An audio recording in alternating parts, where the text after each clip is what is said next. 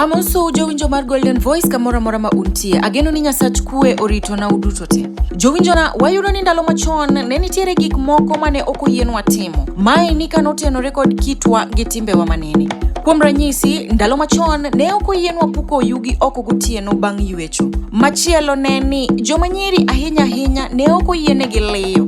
Kawuono ni wantiere kae ni kod jaduong' Thomas Akongo madhi leronwa ni ang'o momiyo ni iketo chikegi. An Thomas Akongo. Gik momiyo ni iketo chikegi kachako ni achiel kuomgi ni neno ka ikwero nyathi ni kik isiri badi kichiemo. Kisiro badi kichiemo to ibo nwang'o kata ring'o moro ichake dhi maki gi lwetegi ariyo to pi koro ni mabor.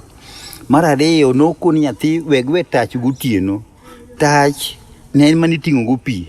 To kane mama osea kulo to weta chelaro kanyo koro noyom kuro nyalo gwe ka mpira koro nitamo ji ni kiki gwe tach gotieno tiende tuonde ne dolo tach koro kedhe gwe to thuol nyalo kai chon be ne kwer nang'o yugi ko ywe hot gotieno kata gimo ywe hot gotieno ok wite oko ok dhi puke oko ne wete ni kiki keth mwandu kech ibo ywe gimoro ka tinya ywe nyaka sandan kata wembe kata gimora mora molwar kuri dhi puke lum kucho ke chono ke dasbit ni puka lum kamora mora ko magi gik manomiyo ne tamo ni kiki itim gini kiki ne ka ng'ato dhi pielo ting'iye ne kelo ni samoro ng'ato ng'ama ng'ongo moro o chone ji pielo metie etie bungu ti koro ma wang'e ti umo mana wi na ok ba nyathi ongi ke nyathi ko ng'eyo ka ng'ama ng'ongo cholore no nyalo nyiero ko ma omiyo ni kiki ne bedo kiki dhi yora ora ka oro pong kiki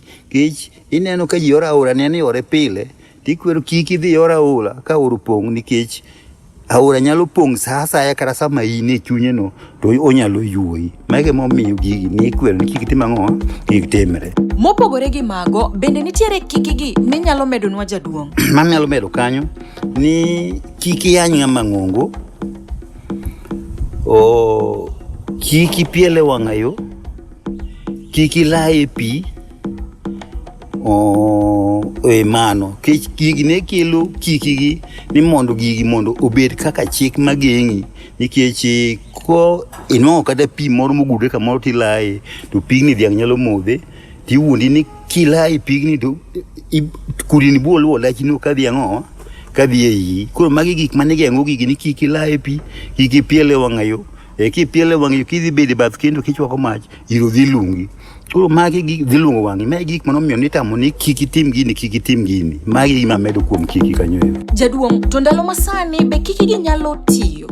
Ndalo masani kiki ok nyal tiyo nikech ok aneno na ng'eny kiki gi omera kiki dhi kodhni biro kiki timang'o kiki dhi buor maonge ok aneno na omera kiki dhi kwath mabor kawuono dheni tuo kiki koro mae momiyo kiki masani ni gima chon chopogore sani koro yowuoyi ok wich tie kiki ni makati nyisi omera kiki madh ndawa omera kiki madh kong'o kapok ikendo omera mae rachgi ko ineno kano kwer ng'ato ni kiki madh kong'o kiki madh ndawa kiki sed chi ng'ato gigi ne kwer nikech gik marach ne wuok e tokgi nekgi ne wuok e tokgi anjawo gi ne wuok e tokgi gundran moko be ne wuok e tokgi kano kwiri ni kiki.